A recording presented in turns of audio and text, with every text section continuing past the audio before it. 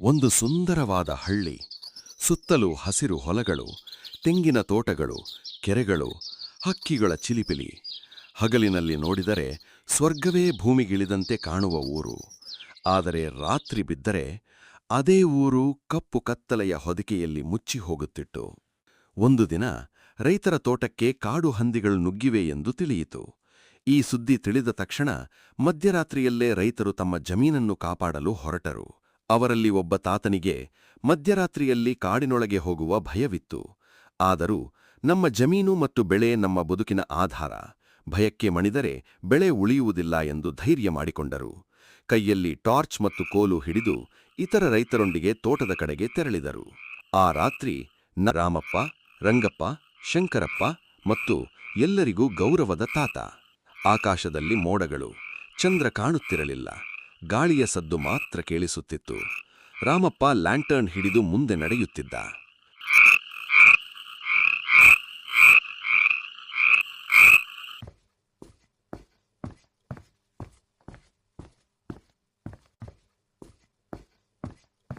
ತಾತ, ಇವತ್ತು ನಿಮ್ಮನೇಲಿ ಏನ್ ಅಡ್ಗೆ ಮಾಡಿದ್ರು? ಏನಪ್ಪಾ, ನಮ್ಮ ಮನೆಯಲ್ಲಿ ಯಾವಾಗ್ಲೂ ಅದೇ, ರಾಗಿ ಮುದ್ದೆ, ಅನ್ನ, ಸೊಪ್ಪಿನ ಸಾರು.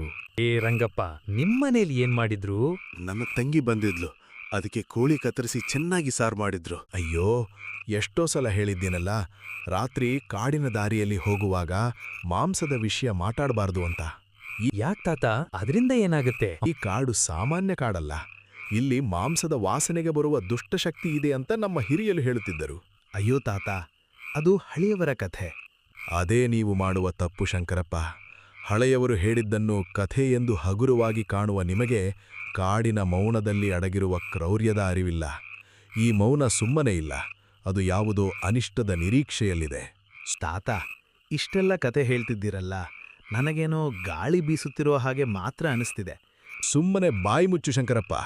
ನೀನು ಆಡಿದ ಮಾತಿನ ಶಬ್ದ ಅಡವಿಯ ಅಂಚಿನಲ್ಲಿ ಪ್ರತಿಧ್ವನಿಸುತ್ತಿದೆ. ನಿನಗೆ ಗಾಳಿ ಬೀಸುತ್ತಿದೆ ಎನಿಸ್ತಿರಬಹುದು, ಆದರೆ ಅಡವಿಯ ಭೀಕರವಾದ ಶಕ್ತಿಗಳಿಗೆ ನಮ್ಮ ಇರುವಿಕೆ ಈಗ ಗೊತ್ತಾಗಿದೆ. ತಾತ ಅಷ್ಟೇನೋ ಹೇಳಿ ಮುಗಿಸುವ ಮುನ್ನವೇ ಇಡೀ ಕಾಡನ್ನೇ ನಡುಗಿಸುವಂತಹ ಒಂದು ವಿಚಿತ್ರವಾದ ಕೂಗು ಕೇಳಿಸಿತು. ಅದು ಮನುಷ್ಯನ ಧ್ವನಿಯಂತೆಯೂ ಇತ್ತು, ಆದರೆ ಅದರಲ್ಲಿ ಒಂದು ರೀತಿಯ ನೈಜವಲ್ಲದ ಅತಿಮಾಮೂಲಿಯಾದ ಕರ್ಕಶತೆ ಇತ್ತು.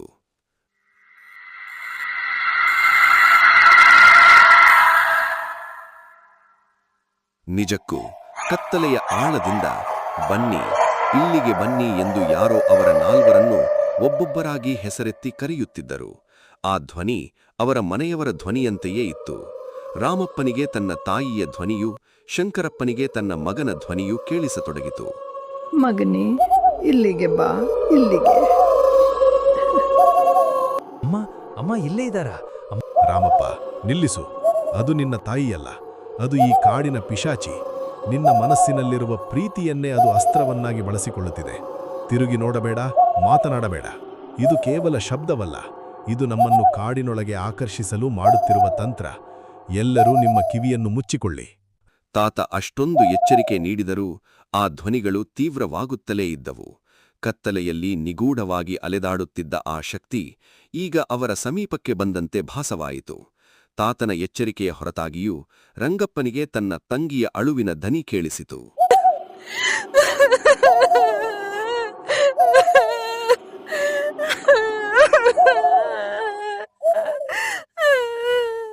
ತಾತ, ಅದು ನನ್ನ ತಂಗಿ. ಅವಳು ನೋವಿನಿಂದ ಅಳುತ್ತಿದ್ದಾಳೆ. ಅವಳು ಈ ಕಾಡಿನಲ್ಲಿ ಒಬ್ಬಳೇ ಇದ್ದಾಳೆ. ನನಗೆ ಕೇಳಿಸ್ತಿದೆ, ನಾನು ಹೋಗ್ಲೇಬೇಕು. ತಾತ. ಅಣ್ಣ, ಅಣ್ಣ. ರಂಗಪ್ಪ, ನಿನ್ನ ತಂಗಿ ಮನೆಯಲ್ಲಿದ್ದಾಳೆ. ಇದು ಮಾಯೆ. ನಿನ್ನ ಕಿವಿಯಲ್ಲಿ ಬೀಳುತ್ತಿರುವ ಅಳಲು ಮನುಷ್ಯನದಲ್ಲ, ಮಾಯಾಶಕ್ತಿಯ ಕಪಟ ನಗು. ಒಮ್ಮೆ ನೀನು ಆ ಧ್ವನಿಯ ದಿಕ್ಕಿಗೆ ಹೆಜ್ಜೆ ಹಾಕಿದರೆ ಅಡವಿಯ ಕತ್ತಲೆಯು ನಿನ್ನನ್ನು ಶಾಶ್ವತವಾಗಿ ನುಂಗಿ ಹಾಕುತ್ತದೆ. ಅಣ್ಣ, ಅಣ್ಣ. ಅಪ್ಪ, ಅಪ್ಪ, ಅಪ್ಪ, ನನ್ನನ್ನು ಕಾಪಾಡು. ಅಪ್ಪ, ಅಪ್ಪ, ಅಪ್ಪ. ಅದು ನನ್ನ ಮಗನ ಧ್ವನಿ. ಅವನು, ಅಪ್ಪ, ನನಗೆ ಭಯವಾಗುತ್ತಿದೆ, ಬನ್ನಿ ಎಂದು ಅಳುತ್ತಿದ್ದಾನೆ. ಶಂಕರಪ್ಪ, ಹುಚ್ಚನಾಗಬೇಡ. ನಿನಗೆ ಕೇಳಿಸುತ್ತಿರುವುದು ನಿನ್ನ ಮಗನ ಆರ್ತನಾದವಲ್ಲ, ಅದು ನಿನ್ನ ಆತ್ಮವಿಶ್ವಾಸವನ್ನು ಕುಗ್ಗಿಸಲು ಹೂಡಿರುವ ಪಿತೂರಿ. ಆ ಶಕ್ತಿ ನಿನ್ನ ದುರ್ಬಲತೆಯನ್ನು ಹುಡುಕುತ್ತಿದೆ. ನಾವು ಮನುಷ್ಯರು, ಈ ಭೂಮಿಯ ಮಕ್ಕಳು. ಅಡವಿಯ ಅನಿಷ್ಟಗಳಿಗೆ ನಮ್ಮನ್ನು ಆಳುವ ಹಕ್ಕಿಲ್ಲ. ಎಲ್ಲರೂ ನನ್ನ ಹಿಂದೆ ಬನ್ನಿ, ಒಬ್ಬರ ಕೈಯನ್ನೊಬ್ಬರು ಬಿಡಬೇಡಿ.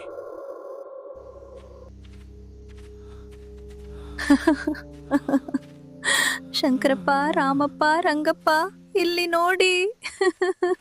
ಆ ಭಯಾನಕ ರಾತ್ರಿಯಲ್ಲಿ ತಾತನ ಎಚ್ಚರಿಕೆಯ ಮಾತುಗಳು ಇನ್ನೂ ಗಾಳಿಯಲ್ಲಿ ಪ್ರತಿಧ್ವನಿಸುತ್ತಿದ್ದವು. ಆ ದಟ್ಟವಾದ ಕತ್ತಲೆಯಲ್ಲಿ ಯಾವುದೋ ಒಂದು ವಿಚಿತ್ರವಾದ ಸದ್ದು ಅವರನ್ನೇ ಹಿಂಬಾಲಿಸುತ್ತಿತ್ತು. ಅನಿರೀಕ್ಷಿತವಾಗಿ ರಾಮಪ್ಪ ಲ್ಯಾಂಟರ್ನನ್ನು ಮೇಲಕ್ಕೆ ಎತ್ತಿ ನೋಡಿದಾಗ ಅವನ ಕೈ ನಡುಗಲಾರಂಭಿಸಿತು. ಎಲ್ಲರೂ ತಲೆ ಎತ್ತಿ ನೋಡಿದರು. ಮರಡ ಕೊಂಬೆಗಳ ನಡುವೆ ದಟ್ಟವಾದ ಕತ್ತಲೆಯಲ್ಲೂ ಆ ಬಿಳಿಯ ಆಕೃತಿಯು ಹಾಲು ಬೆಳ್ಳಗೆ ಮಿಂಚುತ್ತಿತ್ತು. ಅದು ಕಾಲುಗಳನ್ನು ನೆಲಕ್ಕಿಡದೆ ನಿಧಾನವಾಗಿ ಮೈ ತೇಲಿಸುತ್ತಾ ಅವರತ್ತ ಇಳಿದು ಬರುತ್ತಿತ್ತು. ಪಿಶಾಚಿಯನ್ನು ಕಂಡ ತಕ್ಷಣ ಎಲ್ಲರೂ ಭಯದಿಂದ ತಾತನನ್ನೇ ಬಿಟ್ಟು ಓಡಿ ಹೋದರು.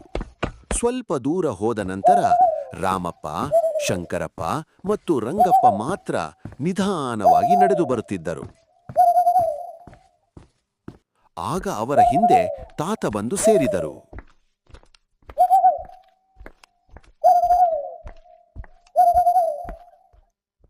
ಮಕ್ಕಳೇ, ನೀವು ನನ್ನನ್ನು ಬಿಟ್ಟು ಓಡಿಬಿಟ್ಟಿರಲ್ಲ. ತಾತ, ಕ್ಷಮಿಸಿ. ಆ ಪಿಶಾಚಿಯನ್ನು ನೋಡಿ ನಮಗೆ ತುಂಬಾ ಭಯವಾಯಿತು. ಭಯಪಡಬೇಡಿ, ನಾನು ನಿಮ್ಮ ಜೊತೆ ಇದ್ದೇನೆ. ಮುಂದೆ ಹೋಗೋಣ. ಮೂವರು ಧೈರ್ಯ ಮಾಡಿಕೊಂಡು ತಾತನೊಂದಿಗೆ ಮುಂದೆ ಸಾಗತೊಡಗಿದರು. ಇನ್ನು ಪಿಶಾಚಿಯ ಭಯವೇ ಇಲ್ಲ ಎಂದು ಮಾತನಾಡುತ್ತಾ ಕಾಡಿನ ದಾರಿಯಲ್ಲಿ ನಡೆಯುತ್ತಿದ್ದರು. ಆದರೆ ಸ್ವಲ್ಪ ದೂರ ಸಾಗುತ್ತಿದ್ದಂತೆಯೇ ಅವರ ಮುಂದೆ ಒಂದು ವಿಚಿತ್ರ ದೃಶ್ಯ ಕಾಣಿಸಿತು. ಅದೇ ತಾತನ ರೂಪದಲ್ಲಿ ಮತ್ತೊಬ್ಬ ವೃದ್ಧ ನಿಂತಿದ್ದ.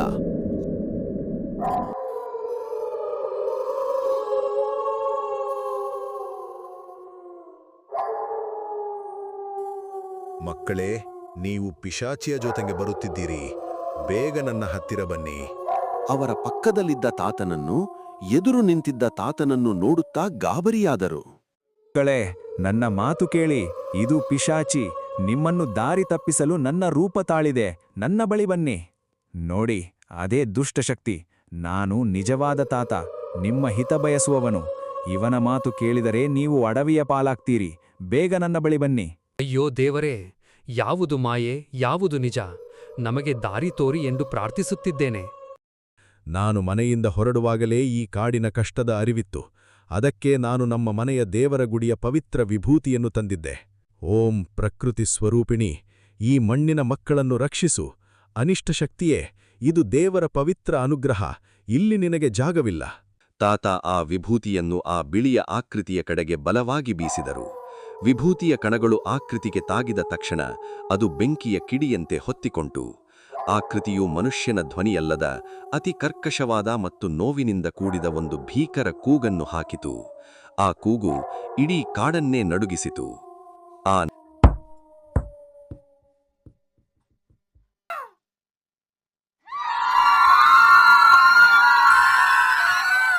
ಅದರ ಕಿರುಚಾಟ ಕೇಳಲಾಗುತ್ತಿಲ್ಲ ತಾತ.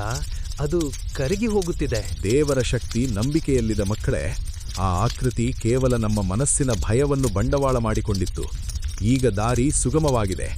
ಸೂರ್ಯೋದಯಕ್ಕೆ ಮುಂಚೆಯೇ ನಾವು ನಮ್ಮ ಜಮೀನು ತಲುಪಬೇಕು. ಮುಂದೆ ನಡೆಯಿರಿ. ಆ 4 ರೈತರು ತಮ್ಮ ದೈವಿಕ ರಕ್ಷಣಾ ಕವಚದೊಂದಿಗೆ ಆ ಭಯಾನಕ ಕಾಡಿನಿಂದ ಹೊರಬರಲು ಧೈರ್ಯವಂತೆ ಹೆಜ್ಜೆ ಹಾಕಿದರು. ಹಿಂದೊಮ್ಮೆ ಭಯ ಹುಟ್ಟಿಸುತ್ತಿದ್ದ ಆ ಕಾಡು ಈಗ ಅವರಿಗೆ ತಮ್ಮ ಸಾಹಸದ ಸಾಕ್ಷಿಯಾಗಿ ನಿಂತಿತ್ತು.